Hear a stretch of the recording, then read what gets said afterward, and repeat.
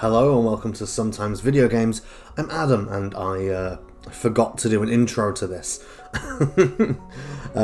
So today I'm going to be interviewing Jamal Green and Launchable Socks, aka Joost, of Toem fame, doing the soundtrack for Toem. Hope you enjoy. Thank you. Aren't all socks launchable in some way? Aren't we all launchable in some way? Where did the name come from? Do you want the boring answer or the magical answer? Which one are you feeling like giving? We all know that feeling where you open your sock drawer and you look for your favorite socks. I don't know if we all have favorite socks, but then you find just the one of them, and this happens way too often. It happens with guitar picks too, although guitar picks don't come in pairs, but they go somewhere magical, and it's not for us to know where. That's my less boring answer. What are your favorite pair of socks then? I wish I was wearing them right now. I could just show you, but my girlfriend's getting them. I think she knows what I'm talking about. I got these for, I think it was my birthday. Throw me one. These. They're musical, and they got guitars on them, and they're colorful, nice and warm. Do you have a favorite pair of socks, Jamal? I think I might be. Is that your sock drawer? Yeah. No, they're not in here. I have watermelon socks, like really nice watermelon socks, and me too. Yeah, I mean that was also a contender for my favorite fruit, and it would have been nice to pick those for the socks instead of the fruit. So, but they're not here. I don't know where they are. There we go. In the washing machine, I guess. Must be. So the word Toem, what does that mean to you? That is a very, very good question. Now it means the game and its titular phenomenon at the end of the game. Before I saw the game and worked on the game, it meant nothing. So it may still mean nothing, because the word I don't think means anything in any language, though Joost actually knows a lot of languages, so he will know if it means anything in any language. I mean, I know a few languages. I don't know them all, so I don't know if there is some language somewhere where it means something specific. But no, I don't. I heard. I think Nicholas say that they made it up. The word. Okay. Yeah, but I would join with what Jamal said. It means something to us now. It means the game, and it means something in the game that we probably shouldn't divulge too much about if you haven't played it yet. But I don't think it means anything specific in any language. Cool. So how did you both get involved in the project? Joost, you take this one. You were there first, man. Yeah, it's been a while. That's a long time ago. I think we reconstructed it a little bit when we were in Sweden for the launch a couple weeks ago, and we looked it up. I think it was 2018 when I first sent the guys a message. I think I just saw a trailer for what is now Toem. I think it was actually called Toem back then too, but it was a totally different. It looked roughly the same, but it was a totally different project back then. But I just saw it and I fell in love, and I think I sent them a message telling them that I really loved it, and I think what happened then is that I think they started listening to my SoundCloud in the office in Sweden, and I guess my music must have bounced around because a couple years later, that must have been early 2020, when they the guys secured funding. They rang me up and they asked me to be part of the team. That must cool. How about you, Jamal? How did you get involved? I saw the game on Twitter, just scrolling through, and I think I thought to myself, don't even bother reaching out. Probably already got somebody great. Because I think the early demo that Joost is talking about, or maybe one that came a little bit later, already had some music, and it was really great. Perfect for the game at the time, in the state that it was in. And I think I then saw it again a few days later and thought, well, I've seen it twice now, and I think that means something. So I reached out, and we spoke about it for a bit, and I ended up sending something that I made specifically for the game. And they then said that Joost was already working on it, I think, or that I'd be joining him. And I had already spoken to Joost once before, or maybe a couple of times before, over Twitter DMs, because somebody once reached out to me and said some of my work sounded like Joost's. I mean, I don't think it does. Joost's work is for Cubear, the game in question. I mean, is incredible, and I think everyone should check that out, by the way. But yeah, so I'd listened to Cubear in the past, reached out to Joost, and so yeah, we reconnected on this game, which is so special, really. Yeah, so how did you work together? Were there any difficulties with working together? It's unusual to have two composers working on a small game like that, I think. Yeah, it required some figuring out how to divvy up the work and who did what. But it kind of, I kind of feel like it happened naturally over the course of the game. We tried to sort of think it out and be all like intellectual about it, like this is the way we're going to do it. And we came up with a bunch of different plans, I think, but in the end, it just kind of happened naturally. We just started composing. The game just gave us so much. Like every time we got a new build or a new look at a new area or something, it just gave us so much that music would just come naturally. And I think that's just the way it kind of happened. We didn't, like looking back, it feels like we didn't really have much influence over it. It just kind of happened. I don't know if that's what you feel about it, Jamal.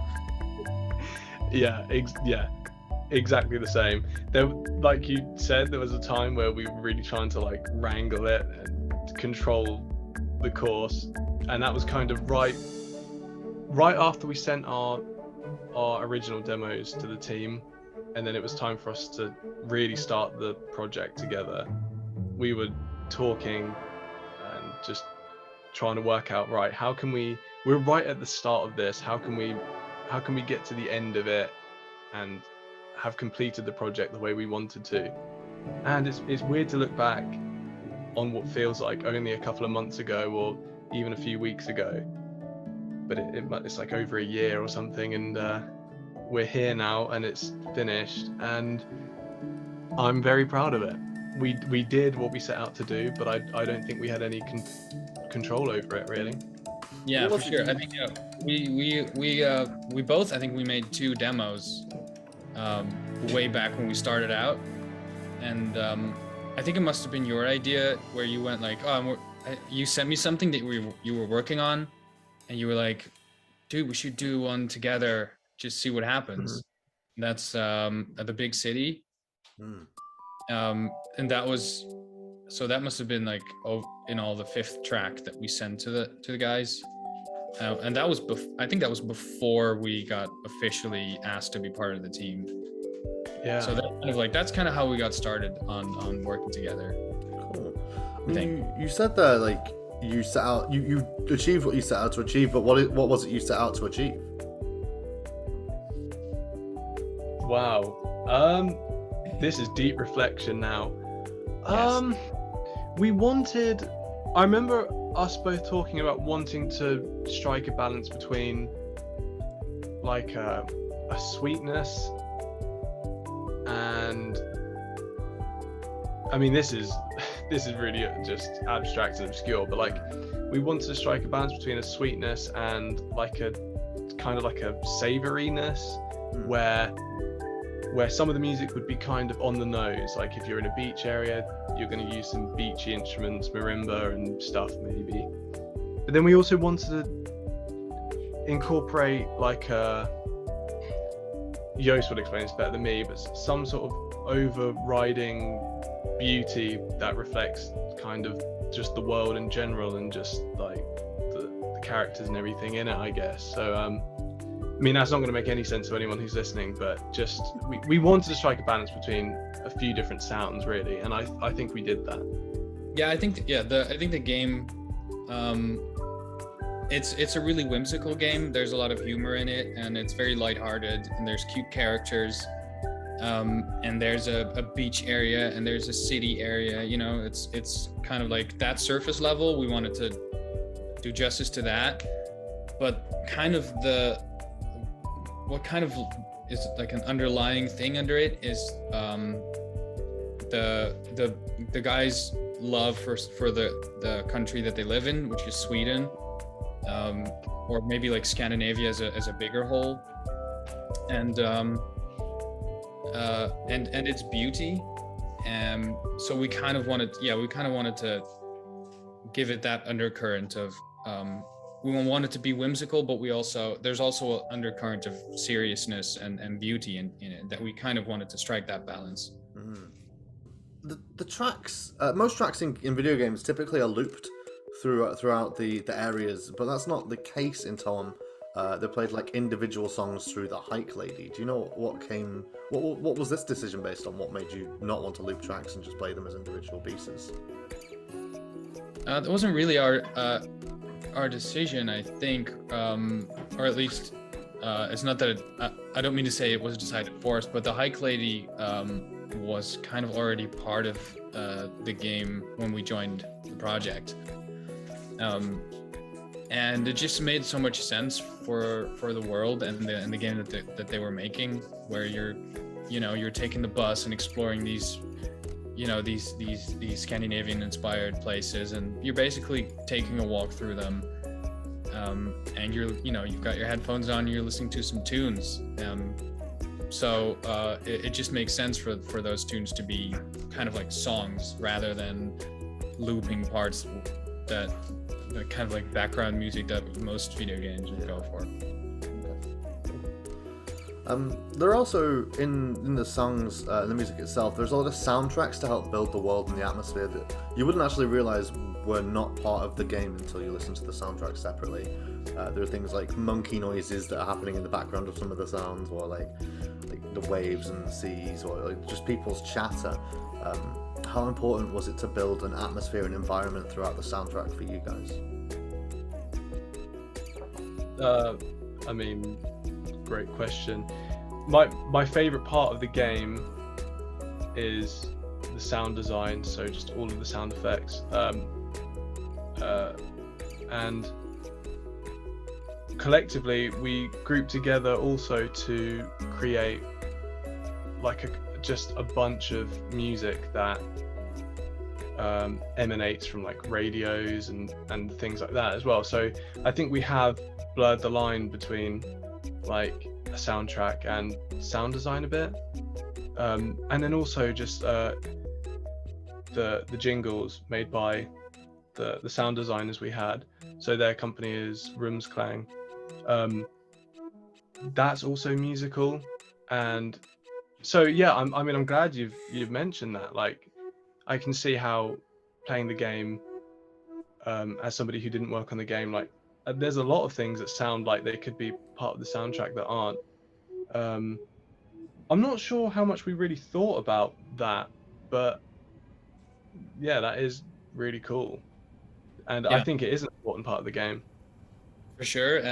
I think also an important part of the reason why we asked Victor, the main sound designer on the game, who was part of the company Rumsklang. We asked him to not only do the mastering for the official soundtrack album, but he also did additional sound design for it. So he used soundscapes from the game, as well as some of those tracks from the radios and things like that. And we created basically he did all of that. He created sort of the kind of in summary the story of the game, as it were, throughout the soundtrack, which is really cool. A lot of those tracks have sort of noises of people on them. There's is it the Fisherman's Tune, which has some whistling on it, and a few other vocal takes. Who does the vocals on these tracks? I did the whistling on Fisherman's Tune, but I have to humbly admit that whistling is actually harder than it may seem. Yes. Especially, when you whistle, you blow out air, and if you don't hit the right angle with the microphone, you get the air puff and it's a mess. So I did one note, and then I used MIDI to play that. Oh. It's kind of cheating, but the result is better than if I had just done one take. So you have to trust me on that one. I don't know exactly which other vocals you're referring to. You might be talking about the goat choir. Also me. I did a similar thing where I sang a couple notes and then MIDI'd that and then layered it on top of each other. But there's also, towards the end of that track, there's just me going nuts, just pretending I'm some kind of Austrian mountain climber singing, How was that? How did you get into character of the Austrian mountain climber? Actually, I think we were talking about this idea was floating around about this goat choir, about these goats being in a choir. And I think it might have been you, Jamal. Somebody sent the soundtrack for Grand Budapest Hotel. I don't know if we can link to it or something later, but Yeah. there's this kind of yodely track on there, which just it's kind of the yodeling and Austrian folk music has this kind of silly character to it, but at the same time it reflects the majesty of the Alpine landscape in Austria, I think, which is really kind of cool. But mostly I just thought it was kind of funny. So It was. We're going to go into a bit of a wholesome segment to try and get into the feeling of the game. It's a very wholesome game. I want to ask, there's a lot of pets throughout the game. Do you guys have any pets, or are your pets in the game? Which ones are they?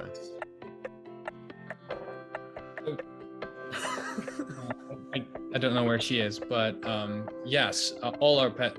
I think there's only one person on the dev team who didn't have a pet. So he got a rock. Oh wow! Oh, Pet Rock. I saw Pet Rock. Yes. Yeah, that's the one. Other than that, every time you run into an animal with a name in the game, oh, there she is.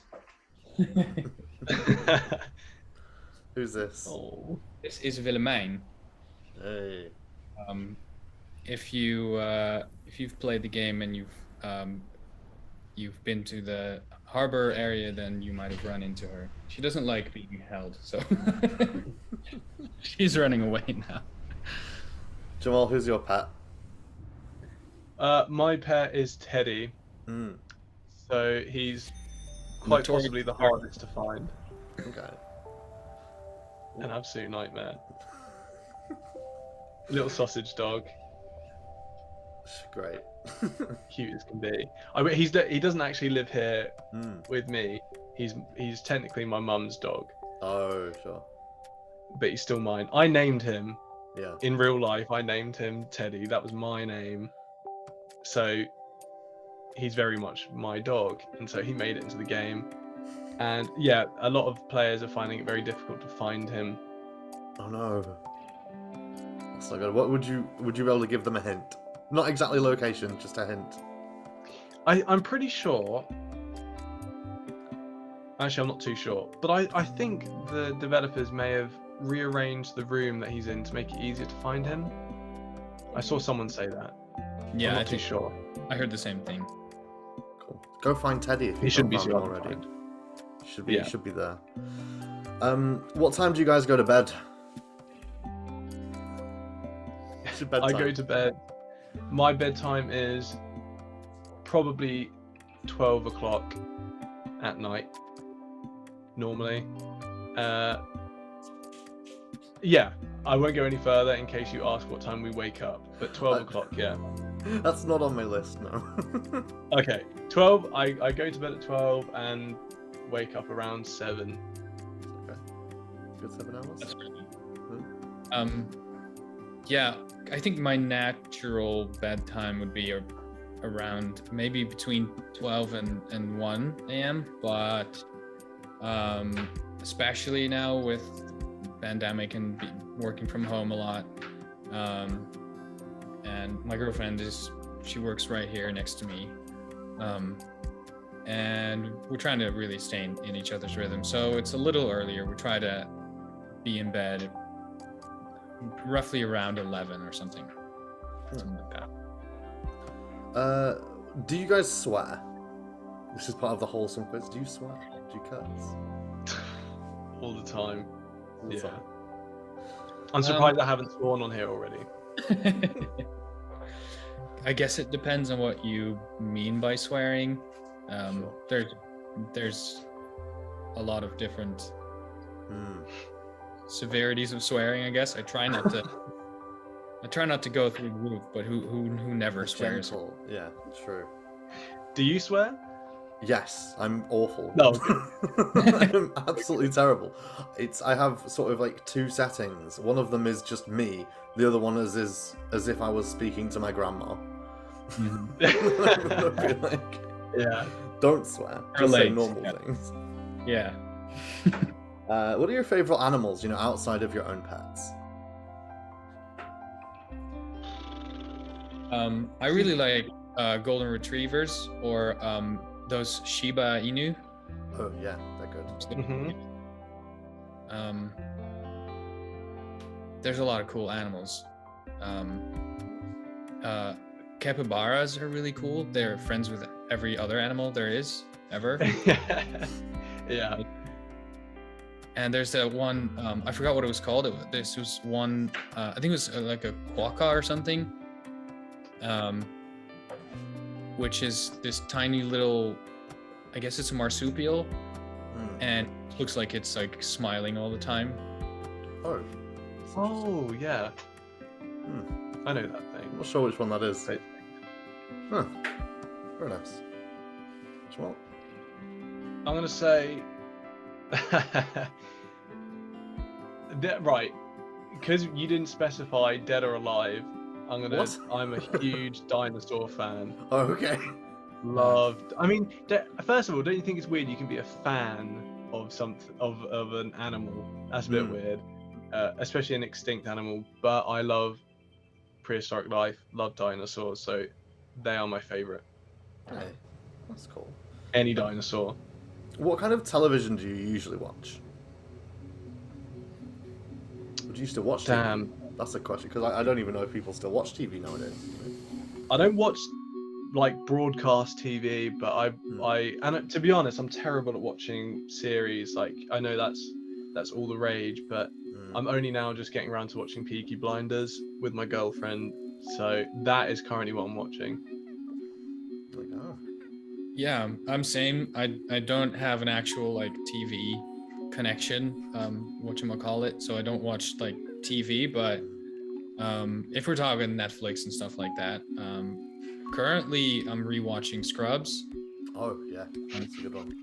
Which is just kind of great for I don't know what to do. Just watch an episode of Scrubs, you know. And so also what I'm a big fan of is like British panel shows. Oh, like right. And recently we've been really binge watching Taskmaster, which is fantastic. Taskmaster's great, yeah.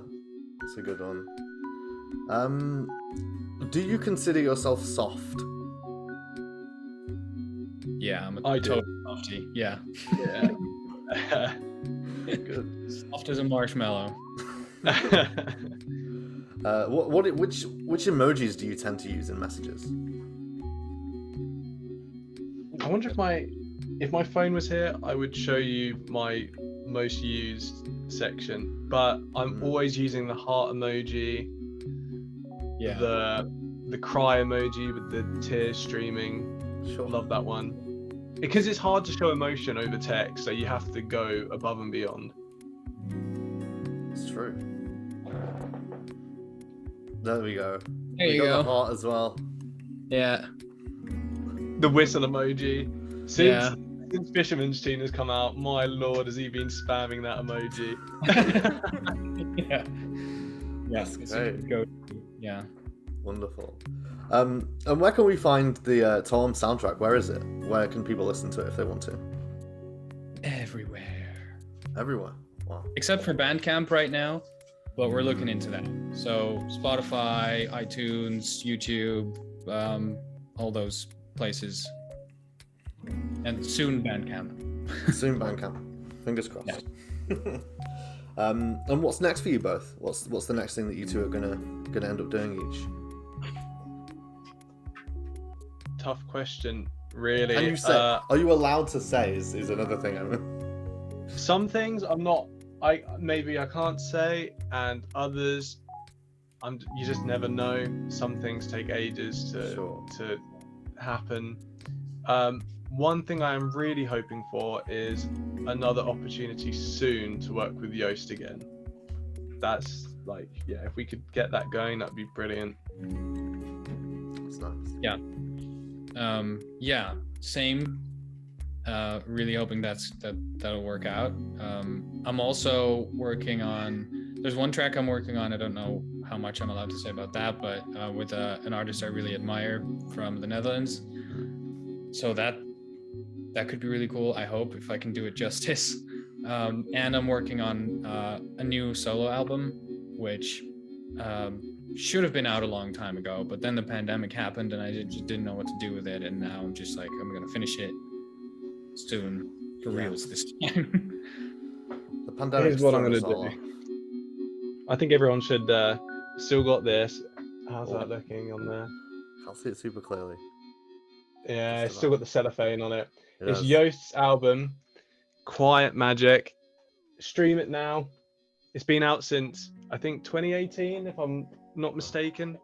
Yeah. And it's like one of my favorite albums of all time, and I think everyone should stream that in preparation for the next album. Oh, thank you, man. It's been a bit of a loving. It's nice. It's nice having. It's a wholesome game like Toem, and we're all kind of, feeling it. I love Absolutely. it. I love it. Thank you very much for joining me on the interview today. It's been nice having you guys here. Thank you. Is there anything else you guys would like to say to anybody out there? Follow Something We Made. They're making great games and they're supporting other developers. Follow Rumsklang. Great sound designers, great composers. As I said, my absolute favorite part of Toem is the sound design. Absolutely smashed it. And yeah, follow Joost. Follow Launchable Socks. And follow Jamal. I mean, he's not going to say that himself. He's too modest, but do it. And go play Toem and go be excellent to one another. That's a great way to leave it. Thank you very much, guys. Thank you so much, bro. Thank you. Thank you.